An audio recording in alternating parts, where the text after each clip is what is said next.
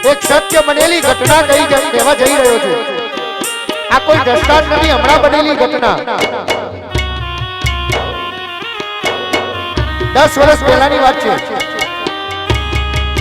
એક ગામની અંદર પતિ પત્ની રહેતા હતા.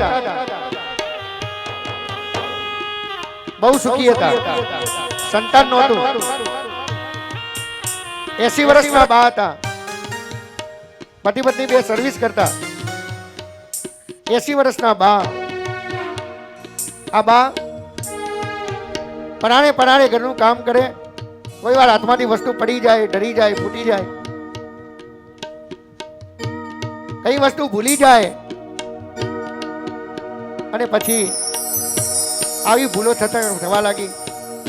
બોલવાનું કદાચ ભાન ન રહે. ત્યારે એની પત્નીએ કહ્યું, સાંભળો છો કે શું? આ બા, આપણે હાઈ સોસાયટીમાં રહીએ છીએ. આ બા બધું ધોડી નાખે, ફોડી નાખે, એમને ભાન રહેતું નથી. અને આપણે તો આપણા ત્યાં કોઈ મહેમાન આવે કેવું લાગે. અને હું નોકરી કરું, તમે નોકરી કરો. અનાથ આશ્રમ હતા. આ બધા અપગ્રેડ થયા છે, ઘરડા ઘર. આ બાને મૂકી આવો ને. દીકરાએ કહ્યું, માં હું નોકરી કરું, તારી વહુ નોકરી કરે, આ તારાથી કામ થાય નહીં. અને અમે તમારી સંભાળ રાખી શકીએ ના રાખી શકીએ. અહીંથી થોડે દૂર શહેરની અંદર એક સરસ મજાનો અનાથ આશ્રમ હતો. એ વૃદ્ધાશ્રમ બન્યો હતો, નવો બન્યો હતો. તું કહેતી હોય તો તને મૂકવા આવું. માં કે બેટા કઈ વાંધો નહીં, ચાલ મને મૂકી જા. આ દીકરો બાને લઈ અને પેલા અનાથ આશ્રમમાં ગયો. મેનેજરને કહ્યું, મારી માને સારામાં સારો રૂમ આપો. મેનેજરે કહ્યું, તમે જઈને જોઈ આવો પહેલા. આ દીકરો રૂમ જોવા ગયો અને રૂમ જોઈને પાછો આવતો હતો ને દૂરથી. એટલામાં એની પત્નીનો ફોન આવ્યો, મોબાઈલ. આ દીકરો મોબાઈલ પર વાત કરતો હતો અને વાત કરતો હતો ને ત્યારે એની નજર પડી તો બા અને પેલો મેનેજર બંને હસી હસીને વાત કરતા હતા. તાલી દઈને બા વાત કરતા હતા. પેલા મેનેજરને થયું કે આ મારી માં છે ને. અરે પેલા દીકરાને એમ થયું કે આ મારી માં છે ને. આ મેનેજરને એમ કહે છે કે મારો એક દીકરો છે અને મને અહીંયા મૂકવા આવ્યો છે. આ મારી માં મારી ખોદણી કરતી લાગે. મોબાઈલ પૂરો થયો, વાત પૂરી થઈ. પછી દીકરાએ કહ્યું, બા તમારા માટે સારો રૂમ જોઈને આવ્યો છું, તમે જઈને જોઈ આવો. મેનેજરને કહ્યું કે મારી બાને દેખાડ દઉં કે આ. માણસ મોકલ્યો મેનેજરે અને બા રૂમ જોવા ગયા. હવે બાના દેખતા તો પૂછાય નહીં એટલે બાના રૂમ જોવા મોકલ્યા. અને આ બાજુ પેલો દીકરો મેનેજરને કહેવા લાગ્યો, મેનેજર સાહેબ આ મારી બા ને તમે હસી હસીને વાત કરતા હતા તો આ મારી માં મારી વાત કરતી હતી. મેનેજર કે ના રે ના, આ તમારી બા અને અમારો તો 40 વર્ષ પહેલાનો જૂનો સંબંધ નીકળ્યો.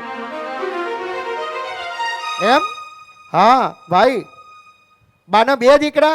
ના, હું એક જ દીકરો, એકનો એક.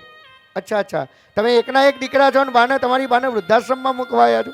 શું કરીએ સાહેબ, અમે હાઈ સોસાયટીમાં રહીએ, બાનું ધ્યાન રહેતું નથી એટલે અહીંયા મૂકવા આવ્યો છું. સારું સારું, પણ તમારે કઈ રીતનો સંબંધ નીકળ્યો?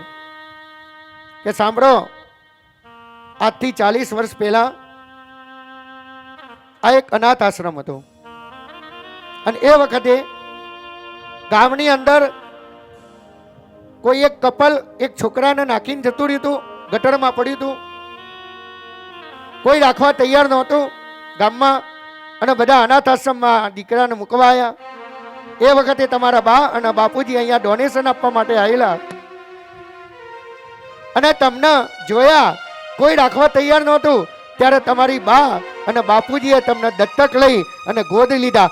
એ આ તમારી માં છે. દીકરો વાડ્યો હોય તો લોહી ના નીકળે ને એવો થઈ ગયો. પણ પછી કઈ બોલ્યો નહીં.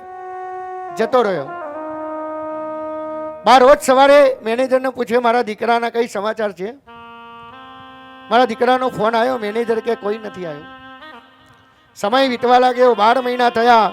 રોજ બા દીકરાને યાદ કરીને રડે જાય. સવારના પોરમાં મેનેજરને ફરિયાદ કરે, મેનેજર તમે મને કહેતા નથી, મારો દીકરો મને તો યાદ કરતો હશે. મેનેજર કે તમારો દીકરો ગયો ને ત્યારથી હજી સુધી તો કોઈ સમાચાર નથી.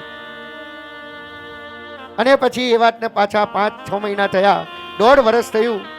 અને મેનેજર દોડતો આવીને કહેવા લાગ્યો, બા તમારો દીકરો જે તમને ફોન નહોતો કરતો, તમારા સમાચાર નહોતે લેતો ને, કુદરતે એને સજા આપી.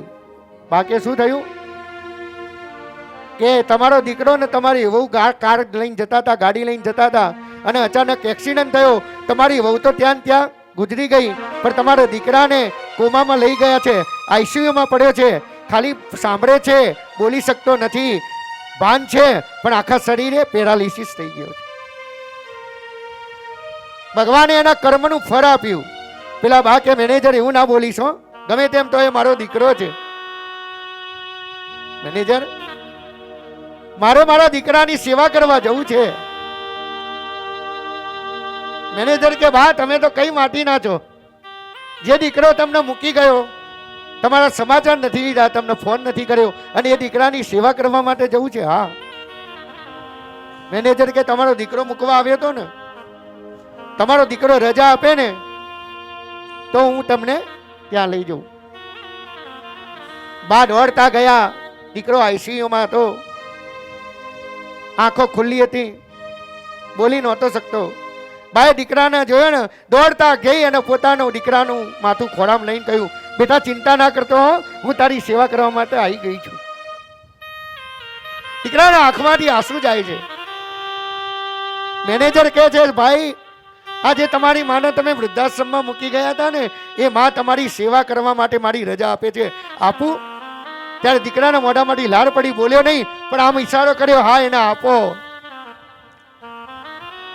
ત્યારે જતા જતા મેનેજર કહે છે, માં તમે તો કઈ માટીના બન્યા છો.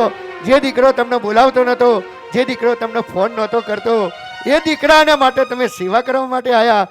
ત્યારે માં કહે છે, બેટા છોડું કછોડું થાય પણ માવતર કમાવતર ન થાય.